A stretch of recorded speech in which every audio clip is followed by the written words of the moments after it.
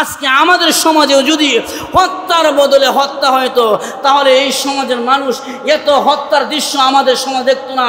যদি সাগর রুনির হত্যার বিচার বাংলার জমিনে হয়তো, দ্বিতীয়বার হত্যা আবরারের দৃশ্য আমরা দেখতে পাইতাম না।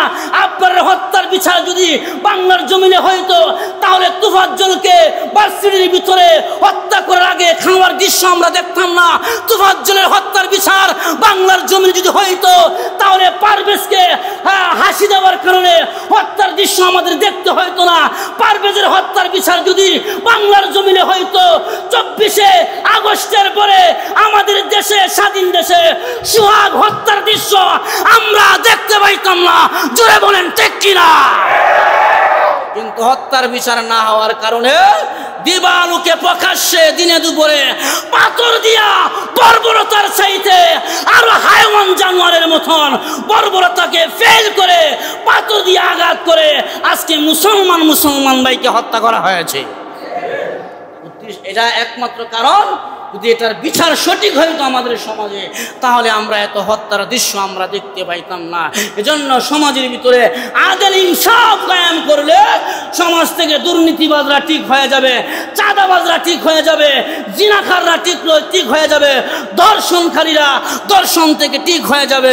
যদি সমাজের ভিতরে ইসলাম কায়েম হয়, ইনসাফ কায়েম হয়, আদল কায়েম হয়। জোরে বলেন ঠিক কিনা? জন্য আমরা আর এই সমাজের ভিতরে হত্যাকাণ্ডের দৃশ্য দেখতে চাই না। যেইভাবে সোহাগকে হত্যা করা হয়েছে, সে কোন দল করে জানি না, কোন দলের লোক আমরা জানতে চাই না, কিন্তু এইভাবে মুসলমানকে হত্যা করতে, হায়াওয়ান জানোয়াররা এইভাবে হত্যা করে, কুকুর শুকুর শিয়াল বিড়াল এইভাবে হত্যা করে না। যেইভাবে দুপুর বেলায় দিনে দিবালুকে প্রকাশ্যে মানুষের সামনে বিশাল বড় পাথর দিয়া তাকে হত্যা করে, তার লাশের উপরে দাঁড়ায় আবার কীর্তন করে, আবার তারা হাসি করে, আবার তারা উল্লাস করে, এটা কোনো মুসলমানের কাজ হতে পারে না। যে করেছে সে কুকুরের চাইতে আরো নিকৃষ্ট। জোরে বলেন ঠিক কিনা? কুকুরের চাইতে আরো নিকৃষ্ট। কুকুরও তো এমন ভাবে এক কুকুর আরেক কুকুরকে হত্যা করে না। আমার ভাইয়ারা, এই জন্য সমাজ থেকে যদি এই সমস্ত হত্যা, এই সমস্ত চাঁদাবাজি দূর করতে হয়, সমাজের ভিতরে ইনসাফ আদল কায়েম করতে হবে, তাহলে সমাজের মানুষ নিরাপদ থাকবে। আজকে আপনার আমার হাসি দিলেও আমাদেরকে হত্যা করে, কথা বললেও হত্যা করে, চাঁদা না দিলেও হত্যা করে, কথা না শুনলেও হত্যা করে। এই হত্যা এত বেশি কেন? হত্যার বিচার সমাজে সঠিকভাবে যারা খুনি করে তাদেরকে সঠিকভাবে বিচার না করার কারণে দ্বিতীয়বার খুনিরা দ্বিতীয়বার খুন করার জন্য সাহস পেয়ে যায়। এজন্য আমাদেরকে সোচ্চার হতে হবে, সমাজে ইনসাফ কায়েম করতে হবে। কোরআনের বিধান কায়েম করলে সব দলের লোকেরাই আরাম শান্তিতে চলতে পারবে। যতক্ষণ পর্যন্ত কোরআন কায়েম হবে না, স্বৈরাচার ততক্ষণ পর্যন্ত দূর হবে না।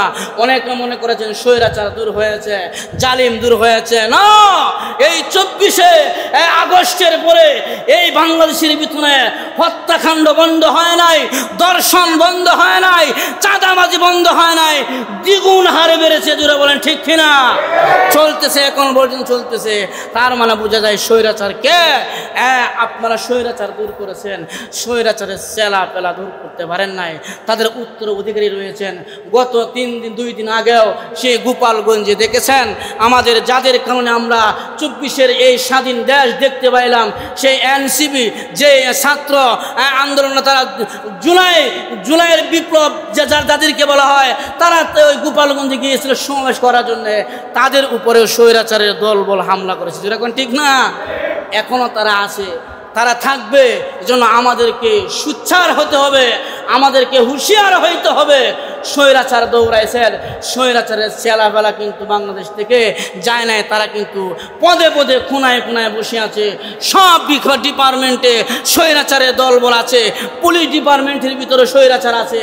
পুলিশেরা দাঁড়ায় দাঁড়ায় দেখে, ছাত্রদেরকে স্বৈরাচারের দলবল যখন নাকি হামলা করে তারা দাঁড়ায় দাঁড়ায় দেখে। আমার কথা হলো, এই দেশ থেকে যারা জালিম জুলুমের তহমা নিয়ে যারা বিদায় হয়েছে তারা তো আসতে পারবে না। তাদের ছেলেবেলাদেরকে অদূর ভবিষ্যতে বাংলার জমিনে মাথা উঁচু করে দাঁড়াইবার সুযোগ দেওয়া হবে না। জোরে কোন ঠিক কিনা? ইনসাফ কায়েম করো, ইনসাফ বলা হও, রাষ্ট্র ইনসাফ কায়েম করো, গোত্র ইনসাফ কায়েম করো, সমাজ ইনসাফের উপরে চলে আসো।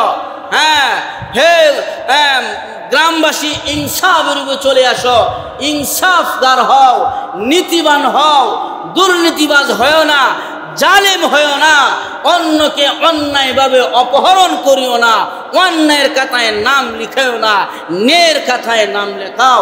জানিয়া রাখেন হাদিসের মধ্যে আসছে দুইটা গুনাহের শাস্তি আল্লাহ তাআলা দুনিয়াতে তাড়াতাড়ি দেন। এক নম্বরে হলো অন্যায় অপরাধ, দুই নম্বরে হলো জুলুমের অপরাধ। এই দুইটা শাস্তির তাড়াতাড়ি এই দুনিয়ার ভিতরে আল্লাহ তাআলা বাস্তবায়ন করে।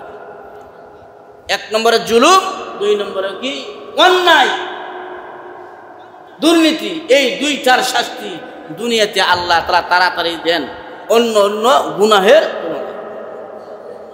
যদি আমাদের সমাজ ইনসাফদার হইত, আমাদের সময় নীতিবান হইত, তাহলে সমাজের মধ্যে দুর্নীতিবাজ থাকতো না। যদি রাষ্ট্র ইনসাফদার হইত, রাষ্ট্র নীতিবান হইত, রাষ্ট্র যদি নীতির উপরে চলতো, আল্লাহর আদেশের উপরে চলতো, তাহলে দিনে দুপুরে মানুষকে রাস্তার মধ্যে মেরে হত্যা করার সাহস। আরেকটা জিনিস জানিয়ে রাখবেন, যদি আদেল কায়েম হয় সমাজের ভিতরে, যদি ইনসাফ কায়েম হয় সমাজের ভিতরে, তাহলে দুর্নীতিবাজরা দুর্নীতি করে আর ছাড় পাবেন। যেরকম ঠিক কিনা? চাঁদাবাজরা চাঁদাবাজি করে ছাড়। খলিফাতুল মুসলিমিন হযরত উমর রাদিয়াল্লাহু আনহু ওনার যুগে দুর্নীতিবাজ ডিপার্টমেন্টের প্রধান বিচারক ছিলেন হযরত আলী কাররামাল্লাহু ওয়াজহু। উনি অনেক 2 বছরের প্রায় হয়ে গেছে উনি দুর্নীতি চাঁদাবাজ ডিপার্টমেন্টের প্রধান। যদি কেউ চাঁদাবাজি করে তাহলে তার বিচার সে করবে, উমরের কাছে সংবাদ দিবে। 1.5 বছর 2 বছরের কাছাকাছি চলে গেছে সময়। আলী রাদিয়াল্লাহু আনহু বলেন, হে আমিরুল মুমিনিন, আমাকে তো শুধু শুধু রাখছেন, এখন পর্যন্ত একটা বিচার আমার কানে আসে নাই, আমি তো শুধু শুধু বেতন নিয়ে যাচ্ছি। যেহেতু কোনো দুর্নীতি চাঁদাবাজি অপহরণ ধর্ষণ জিনার বিচার আসে না, তাহলে তো এই ডিপার্টমেন্টের প্রধান আমার বানায় লাভ নাই। সমাজের মানুষ তো সবই ভালো হয়ে গেছে, সাহাবায়ে কেরামের যুগ। কিন্তু তখনকার সময় কি ছিল? কোরআনের বিধান ছিল। কোরআনে আছে আপনি যদি কারো কাছ থেকে প্রতিশোধ নেন তাহলে সমান সমান নেবেন। যে অন্যায় করেছে আপনি সমান সমান অন্যায় নেবেন, অন্যায় করবেন, বেশি করতে পারবেন না। আর যদি ফালাহুম আজরুহু ইনদাল্লাহ, আর যদি আপনি আল্লাহর উপরে ছেড়ে দেন তাহলে আল্লাহ তাআলা আপনাকে এর উত্তম বদলা দান করবেন। সুবহানাল্লাহ। কিন্তু ওই সময় ছিল কোরআনের শাসন, দুর্নীতি করিয়াও দুর্নীতিবাজরা স্বইচ্ছায় ধরা দিছে যে আমি এই দুর্নীতি করছি, আমাকে শাস্তি দেয়। জিনাকারী মহিলা জিনা করিয়া নবীর কাছে গেছে, নবী গো আমি জিনা করছি, আমার শাস্তি দুনিয়াতেই দেন, পরকালে শাস্তির সম্মুখীন আমি হইতে চাই না। এটা ছিল কোরআনের বিধান। আর আমাদের সমাজে দুর্নীতি করিয়া ধরা দিবে, কত কিছু, কত সৈন্য বাহিনী দিয়াও, কত গোয়েন্দা সংস্থা দিয়াও তার আসল তথ্য বের করা। কিন্তু আল্লাহ নবীর সাহাবী খলিফাতুল মুসলিমিন হযরত উমর রাদিয়াল্লাহু আনহুর জামানায় ইনসাফওয়ালা বাদশা ছিলেন ওমর, আমানতদারি বাদশা ছিলেন ওমর। ওনার খেলাফতকালে মহান আল্লাহর কোরআনের বিধান এমন ভাবে পরিচালনা করেছেন, একটা পিপিলিকার উপরে ওমর রাদিয়াল্লাহু আনহু জুলুম করে নাই, আমানতের খেয়ানত করে নাই। কেমন আমানতদার বাদশা ছিলেন ওমর।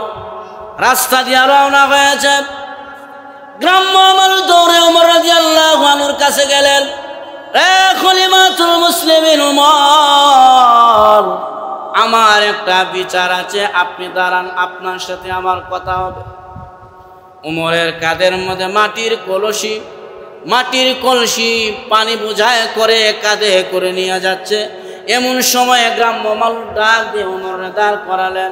ওমর রাদিয়াল্লাহু আনহু বলেন আপনার কি অভিযোগ আছে? ওই গ্রাম্য লোকটা বলতেছে, ওমর আপনি এই পানি ভর্তি কলসটা মাটিতে রাখেন, আপনার সাথে আমি দাঁড়াইয়া কয়েক মিনিট কথা বলে। ওমর বললেন, না, আমি মাটির কলসি মাটিতে রাখবো না, আমার কাঁধে রেখে আপনার অভিযোগ আমি শুনব। এবার গ্রাম্য লোকটা বলতেছে, এই কলস তো মাটিতে রাখলে কোনো অসুবিধা নাই।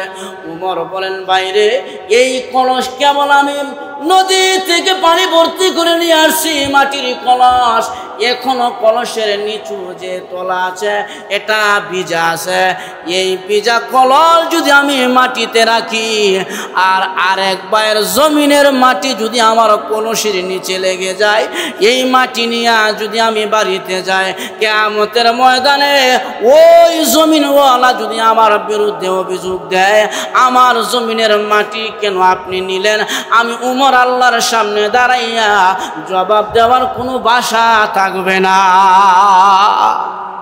আমি আরেকজন আমানত কেন নিয়ে যাব? এমন আমানতদার বাদশা উমর ছিলেন।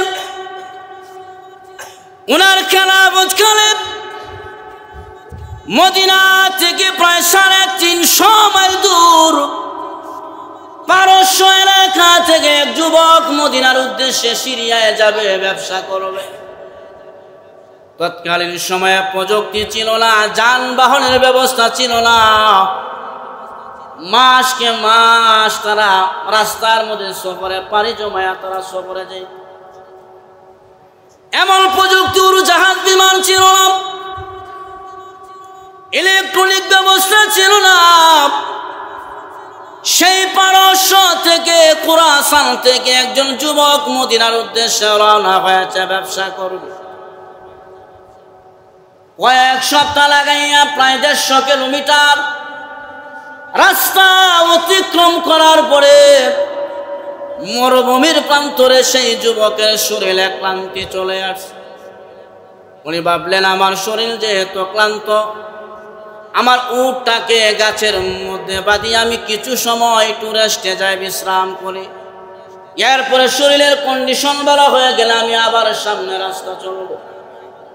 এইভাবে যুবক একটি গাছের সঙ্গে উটটাকে বাঁধাই করিয়া ওই গাছের ছায়ার নিচে চাদর বিছাইয়া মরুভূমির মধ্যে ঘুমায়া গেলেন। সমস্ত আসবাবপত্র ওই উটের উপরে রাখা, খাবার পানি যা যা প্রয়োজন জিনিস। এই আল্লাহর বান্দা যখন নাকি গাছের ছায়ার নিচে ঘুমায়া গেলেন, উটের বাঁধনটা মনে হয় দুর্বল হয়েছে। ওই দুর্বল বাঁধন সিরিয়া উটটা ওখান থেকে বের হয়ে গেল। বের হইয়া পাশে ছিল খেজুরের চারা বন, যে জায়গার মধ্যে ছোট ছোট খেজুরের গাছগুলো চারা রোপণ করে। উটটা ওই বাঁধন ছুটিয়া ওই চারা বনের মধ্যে হাঁটতে আরম্ভ করলেন। এই দৃশ্য খেজুরের মালিক যিনি, উনি দেখে ফেললেন। দেখে বলে, হায় রে, আমার খেজুরের চারা বন তো উঠে নষ্ট করে ফেলতেছে। মুরব্বী মানুষ বাসা থেকে দৌড়াইয়া এসে উঠকে তাড়াইবার জন্য একটা পাথর দিয়ে ঢেল দিয়েছে, যাতে করে উটটা চারা বন থেকে অন্যত্র চলে যায়। কিন্তু মুরব্বী মানুষ যে পাথর দিয়ে উটের দিকে নিক্ষেপ করেছে, ওই উটে ওই পাথরের আঘাত খাইয়া মাথার মধ্যে পাথরটা পড়েছে, চুক্কা পাথর পড়ার পরে মাথা থেকে রক্ত বের হয়ে রক্তহরণ অবস্থায় উটটা রক্ত শূন্য হয়ে চারা বনের মধ্যে পড়ে গেছে। পরে ছটফট করে কিছুক্ষণের ভিতরে উটটা মারা গেল। এখন মুরব্বী মানুষ আফসোস করতেছে, হায় হতাশ করতেছে, হায় রে, আমি কার উট মেরে ফেললাম। আমি তো মারার জন্য উটকে ঢেল দেই নাই, আমি তো দিয়েছিলাম যাতে করে আমার চারাগুলো যেন নষ্ট না করে অন্যত্রে চলে যায়। এখন মুরব্বী আফসোস করে, হায় আমি কার উট মেরে ফেললাম। উটের মালিক ভাইকে, উনি উটকে এইভাবে মারিয়া পাথর ঢিল দিয়া দূরে সরে যায় নাই। উনার জমিনের কাছে উনি দাঁড়ায় আছে। একজন মালিক তো আসবে, কার ওটা আমি মারলাম তার কাছে আমি ক্ষমা চাইব, তার কাছ থেকে আমার ক্ষমা নিতে হবে। উনি চারা বনের কাছে দাঁড়ায় রইলেন। কিছুক্ষণ পর ওই যুবক যিনি বিশ্রাম করতেছিলেন, বিশ্রাম শেষে ঘুম থেকে উঠলেন। উঠিয়া দেখে যে গাছের সাথে উট বেঁধেছিলেন, উট ওই গাছের তলায় নাই। এখন তো যুবকের মাথা নষ্ট হয়ে গেল। হায়রে, আরো 150 কিলোমিটার দূরে মদিনা, আমি কেমন করে মদিনায় যাব? অন্যত্র ব্যবস্থা নাই, যানবাহন নাই, আর আমার সমস্ত আসবাবপত্র, খাবার দ্রব্য, পানি সব উটের মধ্যে রাখ। যুবকটা পাগল হয়ে গেছে, পেরেশান হয়ে গেছে। মরুভূমিতে মানুষ নাই, জনব মানবহীন এলাকা, তার মধ্যে আমার খাবার দাবার সব উটের পিঠের মধ্যে রাখা। এই অবস্থায় হযরত উমরের শাসন যুগে ওই যুবকটা হাই হুতাশ করে মাথা নষ্ট হয়ে গেছে, পাগল হয়ে গেছে। কি করা যায়? উটকে খুঁজতে খুঁজতে খুঁজতে খুঁজতে গিয়ে দেখে চারা বনের মধ্যে উটটা পরে মরে রইছে। মরা অবস্থায় দেখি আরো পেরেশানি বেড়ে গেল। হাই রে, আমি এখন 150 কিলোমিটার রাস্তা কেমনে যাব? সিরিয়া ব্যবসা, আমার খাবার দাবার কি অবস্থা হবে? যাইব কিভাবে? এবার পাশে দাঁড়ায় আছে মুরব্বী। মুরব্বীকে জিজ্ঞাসা করলেন, চাচা, ও চাচা, আমার উটকে খেয়ে মারলো, দেখেছেন কি? মুরব্বী বলে, বাবা রে, তোমার উটটা যখন আমার চারা বনের ভিতরে হাঁটতেছিল, আমার চারাগুলো ভেঙে নষ্ট করতেছিল, তখন আমি একটা পাথর দিয়ে ঢিল দিয়েছিলাম যাতে চারা বন থেকে দূরে চলে যায়। কিন্তু ভাগ্যের কি নির্মম পরিহাস, তোমার ইটটা আমি মুরব্বীর পাথরের আঘাত খাইয়া চারা বনের মধ্যে মরে গেছে রক্তক্ষরণ অবস্থায়। এই কথা শোনার পরে যুবকের মাথা এমনি ঠিক নাই, 150 কিলো কেমনে যাইবে? ওই মুরব্বীকে দরিয়া এমন ভাবে মারি দিলেন, মুরব্বীকে দরিয়া মারতে মারতে মুরব্বীকেও দুনিয়া থেকে বিদায় করে দেয়। যুবকের মাথা নষ্ট, আমি 150 কিলো কেমনে যাই? গাড়ি নাই, ঘোড়া নাই, কিচ্ছু নাই, একটি উট মাত্র সম্বল। আমি এদিকেও যাইতে পারবো না, ওই দিকেও যাইতে পারবো না। হাই রে, কি অবস্থা! মাথার মধ্যে পেরেশানি ঢুকছে। মুরব্বী যখন এই কথা বলছে, বেড়া মারতে মারতে মারি হচ্ছে। যখন নাকি উঠো মারা গেল, মুরব্বীও মারা গেছে। কিছুক্ষণ পর যুবকের স্বাভাবিক হুঁশ আসার পরে বলে, হাই রে, আমি কি করলাম? মুরব্বীরা কে লাগি মারলাম? হায় রে, আমি তো মুরব্বীরা হত্যা করে ফেলছি। আমার পরকালে কি আমার অবস্থা হবে? পরকালে আমি আল্লাহর সামনে দাঁড়ায় কি জবাব দিব? এখন টেনশন আরো বেড়ে গেল। উট মরছি, মানুষ কিনা হত্যা করলাম। মানুষকে হত্যা করার কারণে তো আমি মানুষের খুনি হয়ে গেলাম। আমি কাল কিয়ামতের ময়দানে আল্লাহর আদালতে দাঁড়ায় কি জবাব? এখন তার ভিতরে খুন করেছে, খুনির যে শাস্তি হবে পরকালে, এটা তার ভিতরে বারবার কালে উদ্বেগ হয়, বারবার প্রশ্ন আসে। এবার আল্লাহর বান্দা যুবক মুরব্বীকে মারিয়া উনি দূরে চলে যায় নাই, উনি মুরব্বীর লাশের পাশে দাঁড়ায় আছে। নিশ্চয় কোনো মানুষ আসবে, মুরব্বীকে খুঁজতে খুঁজতে আসবে। আমি তাদের কাছে ক্ষমা চাইবো। আমি এমনিতেই, আমার স্বাভাবিক জ্ঞান ছিল না, আমি এমনিতে মেরে ফেললাম। ক্ষমাটা আমার দুনিয়াতে নিয়ে যাইতে হবে, না হয় পরকালে আল্লাহর আদালতে দাঁড়াই আমার জবাবদাহি করতে হবে। এই বলে যুবকটা দাঁড়ায় রইলেন। বিকাল বেলা মুরব্বীর 2টা সন্তান বাবার খুঁজে বের হয়েছে। খুঁজতে খুঁজতে খুঁজতে খুঁজতে গিয়া দেখে চারা বনের মধ্যে একটা উট পরে মরে আছে, পাশে বাবার লাশ দেখা যায়। আবার ওই যুবকটা দাঁড়ায় আছে। আবার মুরব্বীর 2 ছেলে বলেন, যুবক ভাই গো, দেখোছো কি আমার আব্বারে কে মেরেছে, কে হত্যা করেছে? এবার মুসাফির যুবক বলে, ভাই গো, মনে হয় তোমরাও মুসলমান, আমিও মুসলমান। সমস্ত ঘটনা যুবক মুরব্বীর 2 ছেলের কাছে বর্ণনা করলেন। এবার মুরব্বীর 2 ছেলে বলে, যুবক তুমি যেহেতু আমার আব্বাকে হত্যা করেছ, শরীয়তের বিধান হলো হাতের বদলা হাত, কানের বদলা কান, নাকের বদলা নাক, জানের বদলা জান। তুমি যেহেতু আমার বাবার হত্যা করেছ, এখন তোমাকে ওমরের কাছে যাইতে হবে, আমার বাবার হত্যার প্রতিশোধ চায়। আল্লাহর নবীর সাহাবে হযরত ওমর তখন খেলাফতের দ্বিতীয় নম্বর খলিফা, উনার শাসন আমলে এবার মুসাফির যুবককে নিয়ে মুরব্বির দুই সন্তান বাবার হত্যার বিচার দায়ের করার জন্য উনি মদিনাতে চলে গেলেন। মদিনাতে যাইয়া আল্লাহর নবীর সাহাবী ওমরের কাছে অভিযোগ দিয়েছে, ও খলিফাতুল মুসলিমিন, এই যুবক আমার বাবাকে মরুভূমির মধ্যে হত্যা করেছে, আমরা দুই ভাই বাবার হত্যার বিচার চাই। আল্লাহর নবীর সাহাবী ওমর বলে, খেলাফত আমার যুগে ঘটনা ঘটেছে, হে বালক, হে মুসাফির, তুমি তো জানো কানের বদলা কান, হাতের বদলা হাত, জানের বদলা জান। তুমি যেহেতু ওই ছেলের বাবাকে হত্যা করেছ, এখন তোমাকে ফাঁসিতে ঝুলাইয়া বাবার হত্যার প্রতিশোধ গ্রহণ করতে হবে। যেহেতু তুমি মারছ, জানের বদলা জান দিতে হবে। হযরত আমিরুল মুমিনিন হযরত ওমর মদিনাতে উনি বিচার কায়েম করলেন। বিচারের সিংহাসনে উনি বসলেন। জল্লাদকে লাগছিলেন, জল্লাদ, এই বালককে ধরে ফাঁসিতে ঝুলাইয়া দাও, দুই সন্তানের বাবার হত্যার প্রতিশোধ গ্রহণ করো। এবার ওমর রাদিয়াল্লাহু আনহু আদেশ করার পরে বিচার শুরু হয়ে গেছে। ফাঁসির রায়, ফাঁসির মঞ্চ কায়েম হয়ে গেল। ফাঁসিতে তাকে ঝুলানো হবে। দেখবেন ফাঁসিতে যাদেরকে দেওয়া হয়, দেওয়ার আগে তার কাছে প্রশ্ন করে তার মনের শেষ কোনো আশা আকাঙ্ক্ষা আছে, জিজ্ঞাসা করে না, আপনার শেষ কোনো আশা আছে? এবার ওই মুসাফির যুবককে জিজ্ঞাসা করতেছে, মুসাফির যুবক, তোমার মনের মধ্যে শেষ কোনো আশা আকাঙ্ক্ষা আসেনি? থাকলে বলতে পারো। এবার মুসাফির যুবক বলে,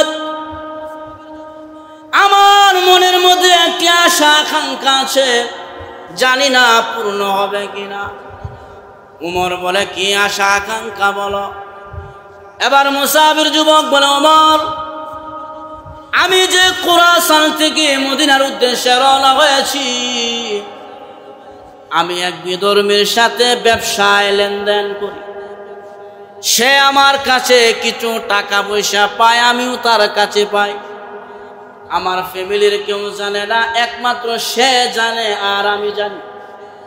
এখন আমাকে যদি ফাঁসিতে ঝুলাইয়া মুরব্বির হত্যার বিচার প্রতিশোধ করেন, তাহলে ওই বিধর্মী লোকটার পাওনাটা আমি দিতে না পারলে জিন্দিগি ভর ওই লোকটা আমাদের মুসলমান ভাইদেরকে তহমত দিবে আর বলবে মুসলমানেরা লেনদেন করিয়া পাওনাদারকে পাওনা আদায় করে। জানি না আমার মনের শেষ আশাটুকু পূর্ণ হবে কিনা। উমর রাদিয়াল্লাহু আনহু বলেন, পূর্ণ হবে, তবে শর্ত হলো তোমার কায়াম মুকাম, তোমার সালা বিশিষ্ট একজনকে এই জায়গায় রেখে যেতে হবে। যদি তুমি না আসো তাহলে তাকে ফাঁসি দিয়া ওই মুরব্বির হত্যার প্রতিশোধ তারা দুই সন্তানকে দিয়া দিবে। আল্লাহর নবীর সাহাবী হযরত উমর এই কথা বলার পরে আবার মুসাফির যুবক বলে, আমিরুল মুমিনিন, এই মদিনাতে আমার ভাই নাই, এই মদিনাতে আমার বোন নাই, আমার বংশের কেউ নাই। আমার সালামি শিখত কে হবে, কে ফাঁসির মঞ্চে ঝুলবে? মনে হয় আমি আর আমার এই বিধর্মী ভাইয়ের পাওনা আদায় করতে পারবো না। নেন আমাকে ফাঁসি দিয়া দুনিয়াতে হত্যার বিচার করে দেন, পরকালে যেন আল্লাহর আদালতে খুনি হিসাবে না দাঁড়াইতে হয়। এই বলে যখন নাকি মুসাফির যুবককে ফাঁসির মঞ্চে ঝুলাইয়া দিবে, এমন সময় নবীর একজন সাহাবী জলিলুল কদর সাহাবী হযরত আবু যর গিফারি রাদিয়াল্লাহু আনহু উনি ডাক দিয়া বলেন, জল্লাদ রে, আমার মুসলমান ভাই একটা আবেদন করেছে, পাওনাদারের পাওনা আদায় করবে বিধর্মীর সাথে, তার লেনদেন, তাকে ছেড়ে দাও।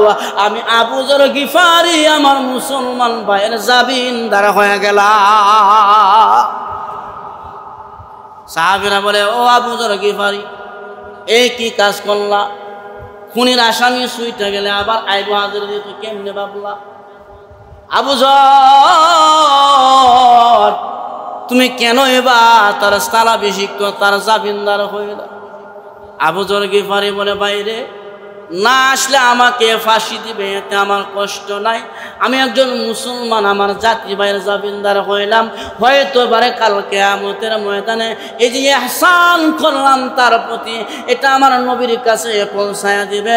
হয়তো পারে উসিলায় আল্লাহ আমি আবু যরকে দুনিয়ার সমস্ত গুনাহ খাতা মার্জনা করে জান্নাত নসিব করবে। সাহাবী আবু যর জামিনদার হইলেন। আবার যুবককে ফাঁসি থেকে নামাইয়া, যাও যুবক, আগামী জুমার দিন জুমার নামাজের আগে তুমি মদিনার মসজিদে আসবা, তোমার ফাঁসির কার্যক্রম শুরু হবে, বিচার হবে, তোমাকে ফাঁসি দিয়া ওই যুবকদের বাবা হত্যার বিচার প্রতিশোধ করা হবে। এবার মুসাফির যুবক আমার কুরআন লইয়া মদিনা থেকে 350 মাইল রাস্তা দৌড়াইয়া বাড়িতে গেলেন। বিধর্মের পাওনা আদায় করলেন। পাওনা আদায় করিয়া বাবার কাছে আসছেন। এসে বলেন, পানের পিতা, জীবনে কতবার ব্যবসায় গেলাম, তোমার কাছ থেকে বিদায় নিয়ে গেলাম, আবার এসে দেখা করলাম। আব্বা, আজ তোমার কাছ থেকে বিদায় নিয়ে যাচ্ছি গো, আর কোনোদিন তোমার এই সন্তান তোমার কাছে সাক্ষাৎ করতে আসবে। আব্বা, ভুল ত্রুটি হলে আমার মাফ করে দিবা। শৈশবে কত কষ্ট তোমার দিছি, কত কষ্ট করছো। আব্বা, আমি আজকে চলে যাই, আমি খুনির আসামি, আমি ফাঁসিতে ঝুলাইয়া দুনিয়াতে খুনের বিচার হয়ে যাবে। আমি চাই না পরকালে আপনি খুনির বাবা হন। আমি চাই না পরকালে আপনি আল্লাহর সামনে দাঁড়াইয়া আমার জন্য জবাবদাহি করেন। বাবার কাছ থেকে বিদায় নিলেন। মার কাছে যায় বলে, মা, ওমা, জীবনের মতন 2 লুকমা খাবার আমার মুখে উঠায় দেন গো মা, আর কোনোদিন তোমার এই সন্তান তোমার কাছে আসবে না। আমি চলে যাব 350 কিলোমিটার দূরে মদিনায়। আমি খুনের আসামি, আমাকে ফাঁসি দিয়া দুনিয়াতে খুনের বিচার করা হবে। আম্মা, আমি চাই না কিয়ামতের ময়দানে আপনি খুনির মা হয়ে আল্লাহর সামনে দাঁড়ান। ওগো মা, আমাকে জীবনের মতন শেষ বিদায় দেন, আর কোন ভুল ত্রুটি করে থাকলে মাফ করে দিয়েন। বাবা আমার কাছ থেকে বিদায় নিয়া এবার যুবক রওনা হয়েছে। এই দিক থেকে 1 সপ্তাহ পার হয়ে শুক্রবার দিন চলে আসছে। যুবক এখনো আসে না, এখনো আসে না। আল্লাহর নবীর সাহাবী ওমর, উনি মদিনা থেকে আবু যর গিফারির বাড়িতে চিঠিপত্র পাঠিয়ে দিলেন, আবু যর রে, মদিনার মসজিদে জুমার নামাজ আদায় করবেন। ওই বালক না আসলে আপনাকে ফাঁসির মঞ্চে ঝুলানো হবে, যেহেতু জামিনদার আপনি। এদিকে যুবক আসতেছে না, জুমার নামাজ শেষ হয়ে গেছে, ফাঁসির মঞ্চ তৈরি হয়ে গেছে। আবু যর গিফারি আসতেছে মদিনার মসজিদে নামাজ পড়ে যখন লাগি, ওই বালক না আসার কারণে আবু যর গিফারি রাদিয়াল্লাহু আনহু ওনাকে জল্লাদ ফাঁসির মঞ্চে নিয়ে গেলেন, তাকে ফাঁসি দিবেন। সাহাবীরা কান্নায় ভেঙে পড়লেন, হায় রে, এমন একজন মানুষকে ফাঁসির মঞ্চে নেওয়া হলো, যার জিন্দেগিটা নবীজির পিছনে কাটাইলেন, দুনিয়াতে একটা ঘর বানাইলেন, নবীজির পিছনে জীবন কাটাইলেন, দুনিয়াতে আবু যর গিফারি একটা ঘর নাই, বাড়ি নাই। ফাঁসির মঞ্চে যখন আবু যর গিফারিকে নেওয়া হলো, নেওয়ার পরে তাকে ফাঁসি দিয়া দিবে। জল্লাদ জীবনেও কাঁদে নাই কাউকে ফাঁসি দিলে। আজকে আবু যরকে ফাঁসি দেওয়ার মঞ্চে নিয়া জল্লাদের চোখ থেকে পানি জোর জোর করে পড়তেছে। হায়রে কত মানুষকে ফাঁসি দিলাম, এমন জান্নাতি মানুষকে তো জীবনে কোনোদিন ফাঁসিতে ঝুলাইলাম না। কিন্তু কোরআনের বিধান, জানের বদলা জান দিতে হবে। জল্লাদ যখন ফাঁসিতে আবু যর গিফারিকে ঝুলাইবেন, এমন সময় তাকায় দেখে মরুভূমিতে কে জানি রে বালু ঝড় উড়াইয়া আওলাকে সে পাগল বেশে পাগলের মতন আসতেছে। যখন লাগে আবু যরকে ফাঁসি দিয়া দিবে, এমন সময় ওই 350 কিলোমিটার দূর থেকে বালক দৌড়াইয়া মদিনার মসজিদে ঢুকছে।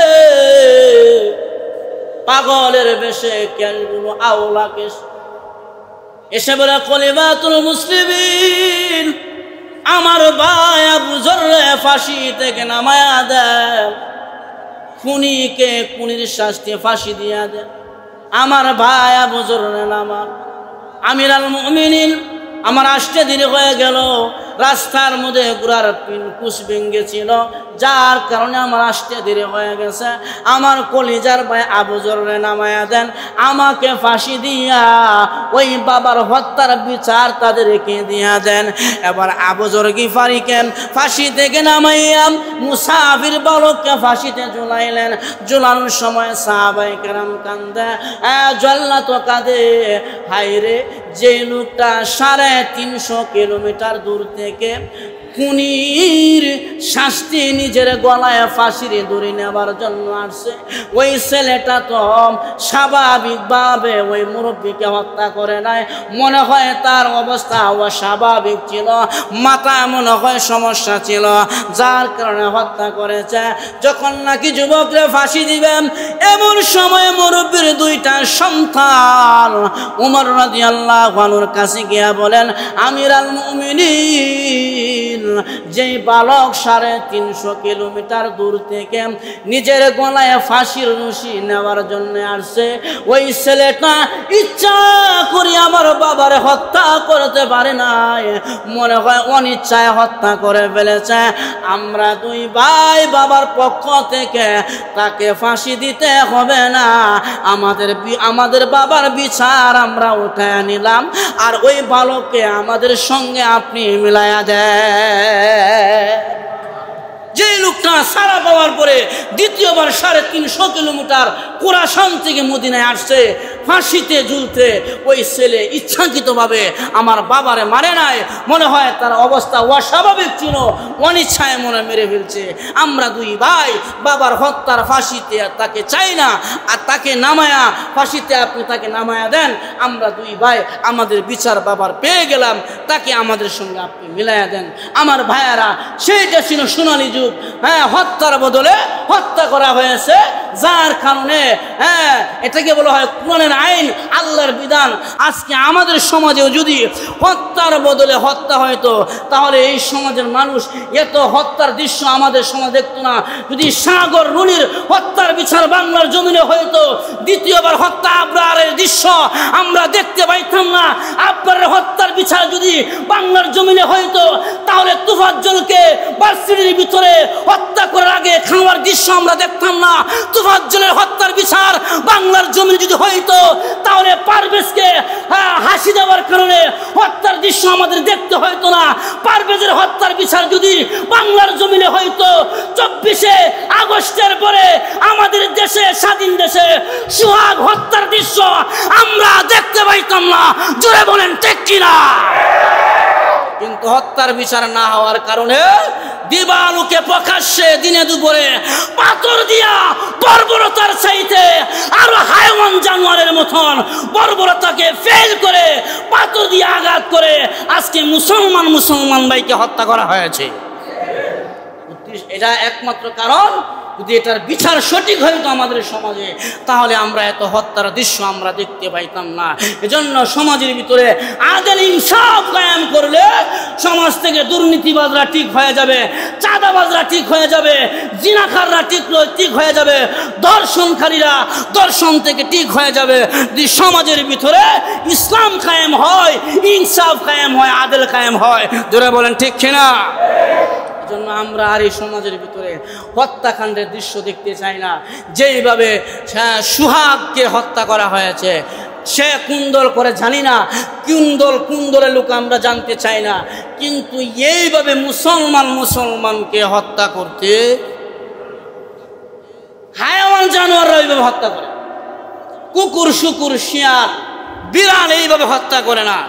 যেইভাবে দুপুর বেলায় দিনে দিবালুকে প্রকাশ্যে মানুষের সামনে বিশাল বড় পাথর দিয়া তাকে হত্যা করে, তার লাশের উপরে দাঁড়ায় আবার কীর্তন করে, আবার তারা হাসি করে, আবার তারা উল্লাস করে, এটা কোনো মুসলমানের কাজ হতে পারে না।